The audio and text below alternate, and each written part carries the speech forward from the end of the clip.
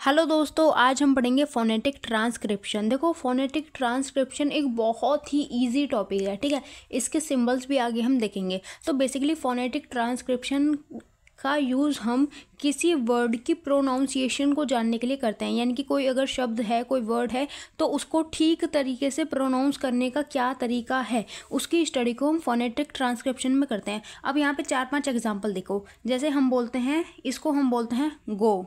गो, ये गो नहीं होता, इसे बोलते हैं गव।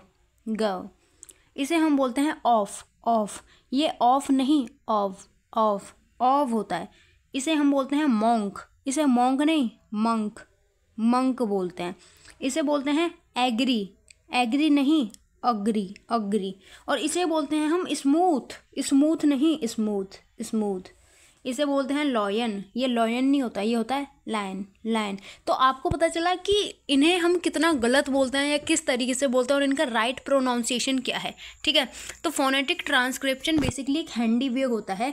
ये ऐसे पैटर्न्स को सिग्निफाई करता है जिनमें हम किसी लैंग्वेज के वर्ड के प्रोनाउंसिएशन को जान पाते हैं कि प्रोनाउंसिएशन कैसे ठीक से होगा। अब आप एक चीज़ और देखिए, हम CH से निकलने वाले वर्ड की साउंड को देखते हैं। जैसे कि स्कूल, स्कूल में CH है, लेकिन स्कूल वाला जो CH है, इसमें क्या की आवाज़ आ रही है, स्कूल, ठीक है।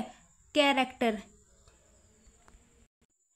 कैरेक्टर में भी क्या की आवाज़ आ रही है, लेकिन जब हम बात करते हैं मशीन, मशीन, तो इसमें हमें शय की आवाज़ आ रही है। लेकिन जब हम बात करते हैं चर्च, चर्च, तो यहाँ हमें च की आवाज़ आ रही है। अब आप देखो, CH सब में सेम है, लेकिन सब में से आवाज़ जो है वो अलग अलग आ रही है। सबकी प्रोनाउंसिएशन जो है वो अलग अलग है, ठीक है। तो इसे हम फोनेटिक ट्रांसक्रिप्शन बोलते हैं। अब ध्यान से सुनो।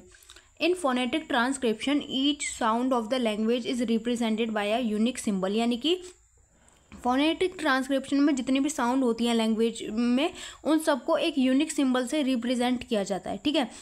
These symbols are usually taken from the International Phonetic Alphabet IPA, which is standardized system of phonetic notation, ठीक है। यानी कि ये जो सिम्बल्स हैं ये कहाँ से लिए गए हैं, ये इंटरनेशनल फोनेटिक अल्फ़ाबेट यानी कि IPA से लिए गए हैं। यानी कि ऐसा तो नहीं है कि किसी ने अपने आप ही बना दिए, मैं अपने हिसाब से बना दूँ सिम्बल्स को, आप अपने हिसाब से बना दो, नहीं। ये जो सिम्बल्स होते हैं ये इंटरनेशनल फोनेटिक अल्फ़ाबेट यानी कि IPA से लिए जाते हैं, ठीक है। और एक और बात कि फोनेटिक ट्रांसक्रिप्शन को फोनेटिक नोटेशन भी बोलते हैं और फोनेटिक स्क्रिप्ट भी बोलते हैं। तो अगर पेपर में आए तो कंफ्यूज मत हो रहा। अब देखो, phonetic transcription is use in various field such as, यानी कि जो फोनेटिक ट्रांसक्रिप्शन होता है ये कई फील्ड में यूज़ होता है। जैसे कि लैंग्वेज की टीचिंग और लर्निंग में, यानी कि अगर आप लैंग्वेज पढ़ा रहे हो तो आपको पता होना चाहिए कि किसका सही प्रोनाउंसिएशन क्या है, और अगर आप लर्न कर रहे हो तो आपका कर्तव्य है कि आप सही चीज़ लर्न करो। साथ ही साथ लिंग्विस्टिक, लैंग्वेज और रिसर्च में भी ये बहुत ही ज़्यादा इंपॉर्टेंट होती है, और फॉरेंसिक, लिंग्विस्टिक और वॉइस आइडेंटिफिकेशन में भी। साथ ही साथ लैंग्वेज डॉक्यूमेंटेशन और प्रिजर्वेशन में भी ये इंपॉर्टेंट होती है। अब 24 कॉन्सोनेंट साउंड एंड सिंबल देखते हैं। यानी कि जो फोनेटिक ट्रांसक्रिप्शन है इसमें कौन कौन से साउंड और सिंबल हैं। तो इसमें बेसिकली कै को के से दर्शाया जाता है, पी को पी से। इसमें आधे वर्ड में आपको कोई दिक्कत नहीं आएगी, क्योंकि वो जैसे बे, बी, तो इस तरह से ही है, यानी कि जैसे हिंदी में वैसे इंग्लिश में। लेकिन इसके बाद के थोड़े हार्ड होंगे, वो मैं समझाती हूँ, प्रैक्टिस के साथ सब आ जाएगा। मैं को एम से, एन को नै से, ट को टी से, र को आर से, ग को जी से, है को एच से, ड को डी से, ले से एल, एफ से एफ, से एस। और जो शय, ये वाला शय है ना, मशीन वाला शय, मशीन वाले शय के लिए आपको एस इस तरह का बनाना है, ठीक है। यानी कि जो नॉर्मल शय है उसे तो एस से दर्शाया जाएगा, लेकिन शय, शय मशीन वाले शय को आपको इस तरह से बनाना है। ये यज्ञ वाली ये को आपको जे की तरह बनाना है, और च चम्मच को आपको TS इस तरह से दर्शाना है। ये इसका सिंबल है। थ को इस सिंबल से दर्शाना है, जय को D3 से दर्शाना है, और जो दूसरा वाला जय है, जेड।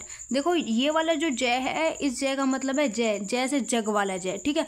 जबकि नीचे वाला जो जय है इसका मतलब है साइज में ज आ रहा है ना, उस वाले से।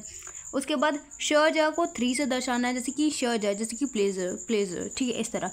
दे को इस तरह से, जैसे हम बोलते हैं ना दिस, तो दिस जब हम बोलेंगे तो दिस में ये वाला सिंबल आएगा। उसके बाद वैग, W, ये वाला देखो, ये वाला जो वे है ये वंडर या फिर वन में यूज़ होगा, जबकि ये वाला वे जो है ये वेरी में यूज़ होगा। तो इस वाले वे को इससे दर्शाना है।